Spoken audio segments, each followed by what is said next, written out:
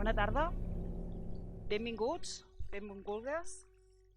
Com cada 15 d'octubre ens apleguem per honorar el president Lluís Companys. Per molts anys que transcorrin del seu assassinat, per moltes generacions que se succeeixin, la seva presència roman en el cor de la societat catalana. Com a exemple de persona lliurada fins a les últimes conseqüències als ideals de la república, de la justícia social i de les llibertats nacionals.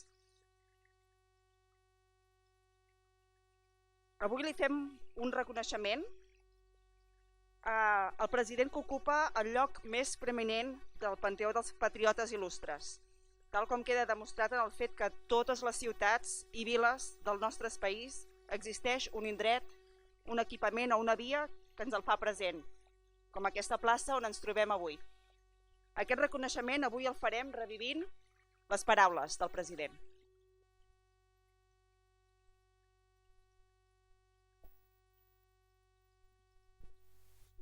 A continuació, un petit muntatge on la música i la paraula conflueixen, tant en el temps com en els valors i anhels que volen transmetre.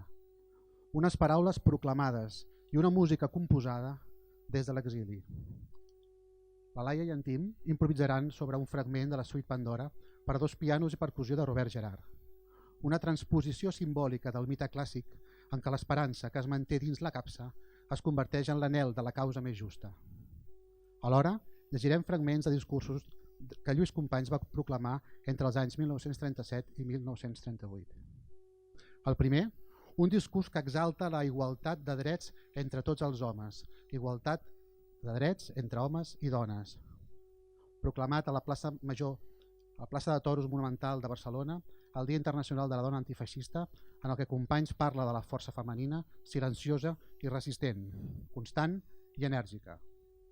El segon, un discurs centrat en la defensa de la democràcia, realitzat a la Sala Olímpia el 21 de febrer de 1938, exaltant república i democràcia com a símbols de llibertat.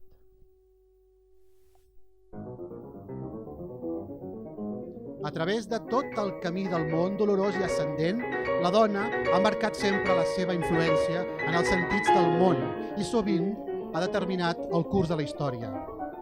La lluita que sostenim, ja s'ha vist, és una espurna ardent de la lluita enorme que commou els fonaments de tota la societat i que viu subterràniament per tot el món. És la lluita entre un primitivisme bàrbar que governa amb un nou ropatge, que exalta la llei de la força i de la violència contra els eterns postulats de la civilització i de la pau. Primitivisme que arrastraria i desencadenaria Europa per estendre's a molts altres continents, la guerra més tràgica que hagin viscut els temps. I així apareix la dona, marcant amb la seva influència, amb la seva aportació, els destins futurs de la humanitat. Jo tinc que rendir-li un clam, el dolor, el calvari d'amargura, els misteris de penes de la nostra dona. La dona que veu per què els homes han nascut, per lluitar, i els homes han de lluitar, i han de morir si cal. Però la dona senzilla i dèbil, que veu que se li emporten el seu fill, i el seu fill se'n va entusiasta al front, i que treballa per a fer el compliment dels seus deures, i que veu els sacrificis del seu company en el front de lluita, i somriu d'una manera estoica, i que sota el soroll de canons i de la metralla, oh Madrid, i sota els sorolls dels canons i de la metralla, amanyaga, acarícia, acarona i besa el petit infant que està esfereït i que obre els ulls corprès amb una muda interrogació als déus contra la barbàrie i la brutalitat humana. La dona infermera, la dona companya, la dona que amb la gentilesa de la seva presència ens fa sentir les més altes ambicions orgulloses. La dona que sent dintre de la seva feminitat tota la tendresa. La dona que és la poesia, l'art. La dona que és l'estímul per les nostres gestes i que és el consol dels nostres sacrificis. Jo avui he vist com l'homenatge a la dona, aquestes paraules que són l'expressió de la profunda admiració per ella. Amb l'exemple de la dona hem començat a guanyar la batalla.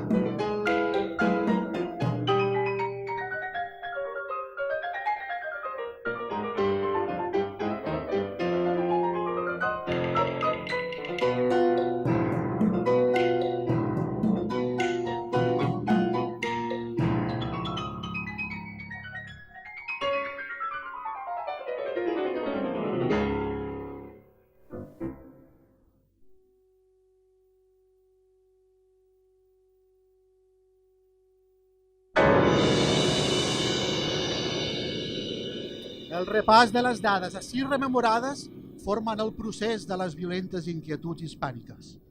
13 de febrer del 1873, 14 d'abril del 1931, en què vaig tenir l'honor de proclamar la República sota l'empara immediata del Gran Macià, ànima de Catalunya.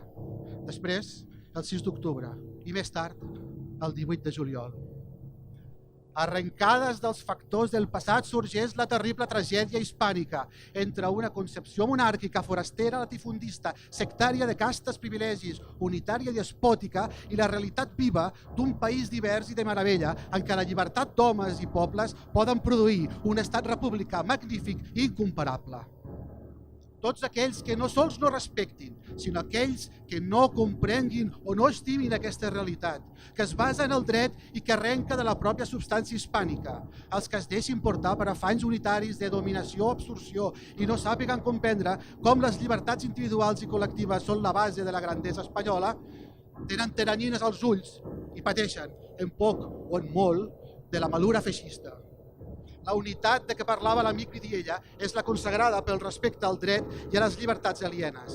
La unitat estricta, en el silenci, en la directriu d'un sol comandament, en la disciplina rígida, s'ha de donar i venturosament es dona en les fileres uniformades del nostre gloriós i incomparable exèrcit, el millor del món.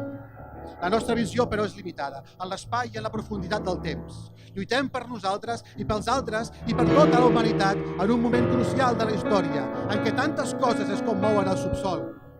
Per això cal depurar les nostres passions, les nostres diferències, ajuntar tots els antifeixistes, sense excepció, i alçar ben alt l'orgull i l'honor de la nostra causa. Mai ningú no ha pogut alçar amb tanta altivesa el seu front com l'Espanya republicana.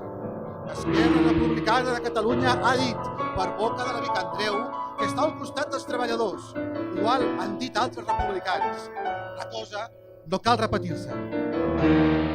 La unió dels elements antifeixistes ha de ser cada dia més intensa i és ella la que precipitarà la victòria. Guanyada la guerra, sota el signe de la pau, vindran noves aurores, fórmules més justes, i aleshores podrem dir dels nostres fills.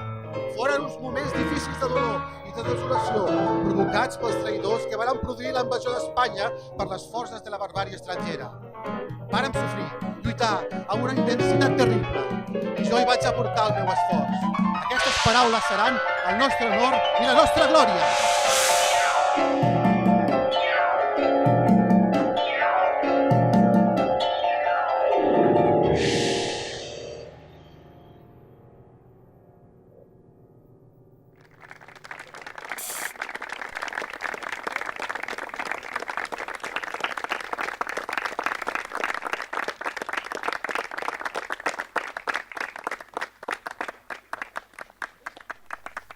Moltes gràcies. Després de sentir aquestes paraules de Lluís Companys, acompanyats de dansa i de música, cantarem l'himne dels segadors i seguidament podreu recollir les clavells per fer l'ofrena floral.